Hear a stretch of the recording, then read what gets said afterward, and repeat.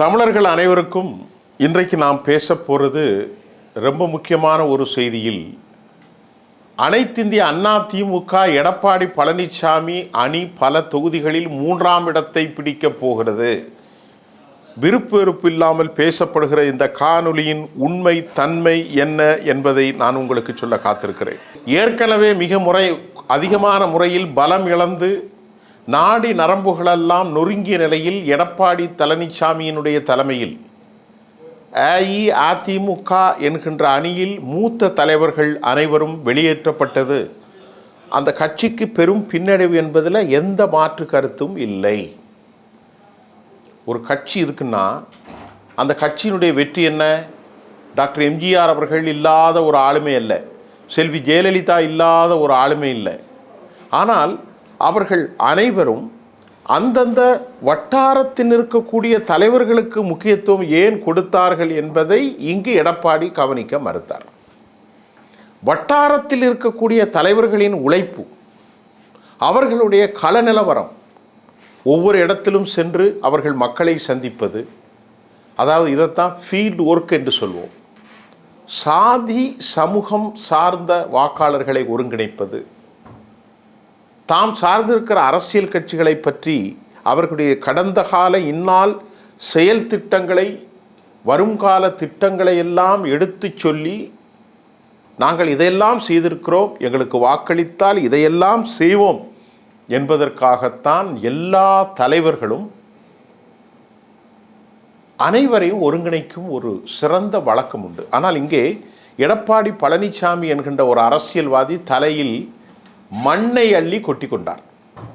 இந்த கட்சியிலிருந்து எவ்வளோ பேர் போயிருக்காங்க தெரியுமா? முதலில் சசிகலா, அவர்தான் அவரை கொண்டு உச்சபட்சத்துக்கு வைத்தார். அவரை நீ யார் என்று கேட்கிற அளவிற்கு மோசம் போய்விட்டார்.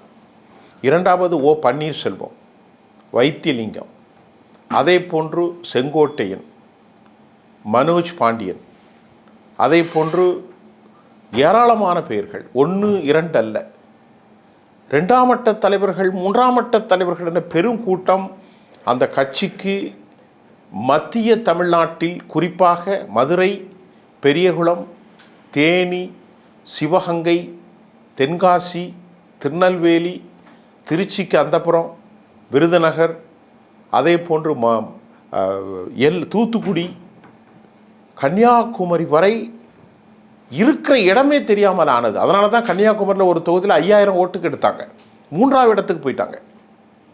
இப்போ இந்த அளவிற்கு பாதிக்கப்பட்ட பிறகும் அவர் தன்னை எம்ஜிஆராகவும் செல்வி ஜெயலலிதாவாகவும் அவர் எண்ணிய நிலையில் அவர் இப்பொழுது பெரும் பின்னடைவை சந்தித்திருப்பதாக நமக்கு தமிழ்நாட்டின் பல பகுதிகளிலிருந்து செய்திகள் வந்து கொண்டிருக்கிறது. சென்னையிலே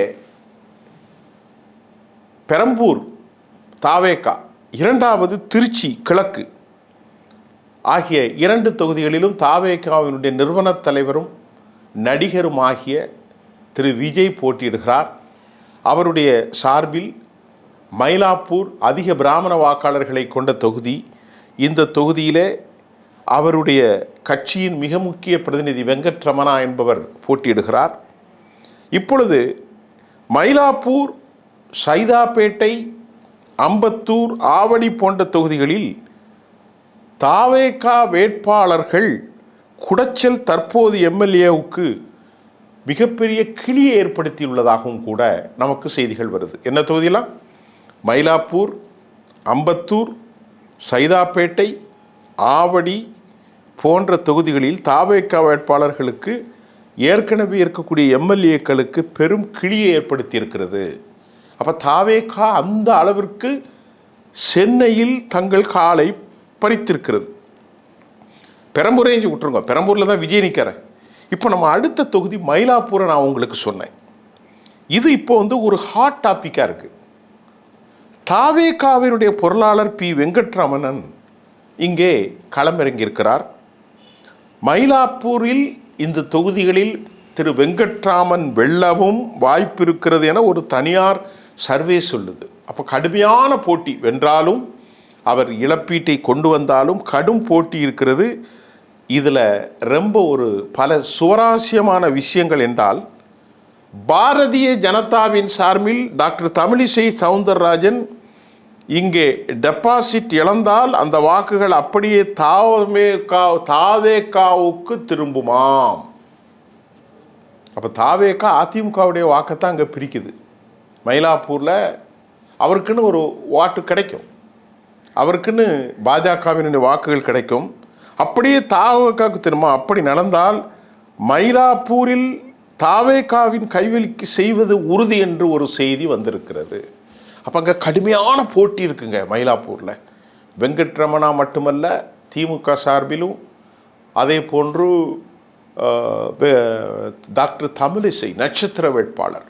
இது சென்னையில் கடுமையான போட்டி. நான் ஏற்கனவே சொன்ன ஒரு அம்பத்தூர், ஆவடி, அதே போன்று சைதாப்பேட்டையில் எம் அருள் பிரகாஷ், ஆவடியில் ரமேஷ்குமார் என தாவேகாவினுடைய இரண்டாம் கட்ட வேட்பாளர்கள் போட்டியிடுகிறார்கள். இவர்களுடைய களப்பணி, கிரவுண்ட் ஒர்க்கு ரொம்ப சீரியஸாக இருக்கிறதாம். திராவிட கட்சிகள் உடைய வாக்கு வங்கியில் பெரிய ஓட்டை ஏற்படுத்தக்கூடிய அளவில் மயிலாப்பூர் தொகுதியும் அப்படித்தான் இருக்கிறது. அதே போன்று சைதாப்பேட்டையிலும் ஒரு பெரிய, சைதாப்பேட்டை மட்டுமல்ல, பெரம்பூர் அவர்களுக்குரிய தொகுதி தானே. கட்சியினுடைய நிறுவன தலைவர் விஜய் நிற்பதால் அங்கேயும் அவர்களுக்கான வாய்ப்பு அதிகரிக்கிறது. இப்பொழுது இந்த தேர்தலில் ஆளும் கட்சி எதிர்க்கட்சி ஒரு விஷயத்தில் மட்டும் ஒரே ஒரு நேர்கோட்டில் பயணித்தன. அதாவது எடப்பாடி தலைமையிலான அந்த கட்சி எதிர்க்கட்சியாகவும் ஆளும் ஸ்டாலின் கட்சியும். அது என்ன ஒரே நேர்கட்சியில்னா, திமுக இந்த முறை உதயசூரியன் அதிகமாக போட்டியிடுவது சென்னையிலே அவர்கள் பார்த்து கொண்டார்கள். எடப்பாடி பழனிசாமி இரட்டை இலை அதிகமாக போட்டியிடுவதாக சென்னையை அவர்கள் பார்த்து கொண்டார்கள். கடந்த முறை காங்கிரஸ் மற்றும் கம்யூனிஸ்ட் கட்சிகளுக்கு தாராளம் காட்டிய ஸ்டாலின் இந்த முறை விஜயின் ஏற்படுகிற அந்த குடைச்சலின் பயந்து அனைத்தையும் சூரியன் பிரகாசிக்க வேண்டும் என்ற அடிப்படையில் சென்னையில் அவர் செய்த அதே பணியை எடப்பாடி பழனிசாமியும் இலை மிளற வேண்டும் என்ற அடிப்படையில் தங்கள் கூட்டணி கட்சி வேட்பாளர்கள் நின்றால் சிதறக்கூட்டிய வாக்குகளால் தங்களுக்கு ஆபத்து வந்துவிடும் என்பதை உணர்ந்து அவர்கள் தற்போது தங்களுடைய ஆர்மிகளுக்கு ஒதுக்கி வேட்டையாடும் ரகசியத்தை அவர்கள் அறிந்தார்கள். ஆனாலும் இன்றைக்கு விஜயனுடைய பலம் எது என்று பார்க்கப்படுகிறது. நாம் ஏற்கனவே பார்த்த மாதிரி அவருக்கு சிட்டிக்குள்ள ஒரு நல்ல ஒரு ஆதரவு இருப்பதாக பல தகவல்களும் நமக்கு சுட்டி காட்டுகிறது. சிட்டியை பொறுத்தவரை நடிகர் விஜய்க்கு ஒரு நல்ல ஒரு வாய்ப்பு. ஏற்கனவே கமலஹாசனுக்கு கூட கோவை, தென் சென்னையிலலாம் நல்ல ஒரு வாய்ப்பு இருந்தது. இப்பொழுது விஜய் பெரம்பூரில் நிற்பது சென்னை முழுவதும் ஒரு தாக்கத்தை ஏற்படுத்தி இருக்கிறது. பெரம்பூரில் ஆங்கிலோ இந்தியன் கிறிஸ்தவர்கள் இருக்கிறார்கள். அதனால் கிறிஸ்தவ ஜனத்தொகை மட்டுமல்ல, அவரை ஒரு கிறிஸ்தவ அடையாளத்துக்குள் பார்க்கக்கூடாது. தலைவர் இங்கே நிற்கிறார் என்கின்ற உணர்வு வடசென்னை முதல் தென் சென்னை வரை அந்த கட்சியினுடைய இளைஞர்களிடத்தில் தீயாய் பரவியிருப்பதும், வடசென்னை தென் சென்னை எல்லா சென்னையும் இணைத்து தானே சென்னை, எல்லா பகுதிகளுக்கும் இங்கிருப்பவர்கள் அங்கே செல்வதும் அங்கே இருப்பவர்கள் இங்கே செல்வதுமாக நிலவரம் காணப்படுகிறது. கடந்த 2026 தேர்தல் முடிவு, இப்போ வரக்கூடிய கடந்த தேர்தல் முடிவுகள் எப்படி இருந்தாலும் இப்பொழுது வரக்கூடிய 2026 தேர்தல் முடிவுகள் சென்னையில் அரசியல் வரைபடத்தில் தமிழக வெற்றி கழகம் ஒரு வலுவான சக்தியாக உருவெடுத்திருக்கிறது என்பதை நாம் மறுக்க முடியாது என அரசியல் விமர்சகர்கள் சொல்கிறார்கள். திமுகவிட அதிமுகவை தான் இப்போ இந்த கருத்தை நான் உங்களுக்கு பேசிக்கிட்டு இருக்கேன், அவர்களுடைய ரிப்போர்ட்டை தான் பேசிக்கிட்டு இருக்கேன். திமுகவிட அதிமுகவை அதிகம் தாவேகாவினுடைய வாக்கு வங்கி பாதிப்பதாகவும், அதிமுகவின் 2ஆம் இடத்தை கூட பல இடங்களில் தாவேகா தட்டி பறிப்பதாகவும் கூறப்படுகிறது. இதையெல்லாம் எடப்பாடி பழனிசாமி எப்படி சமாளிக்கப் போகிறார்? சென்னையில் 3ஆம் இடத்தை தள்ளப்படுவதை அவர் எப்படி தடுக்கப்பட போகிறார் என்ற கேள்வியை தாண்டி அடுத்த செய்தியில் நான் தென் மாவட்டங்களே எப்படி இருக்கிறது என்பதையும் நான் உங்களுக்கு சொல்லப் போகிறேன். இன்றைக்கு சென்னையில் ஆவடி, அம்பத்தூர், பெரம்பூர், சைதாப்பேட்டை, மயிலாப்பூர், இப்படி பல தொகுதிகளை நான் உங்களுக்கு சொல்லியிருக்கிறேன்.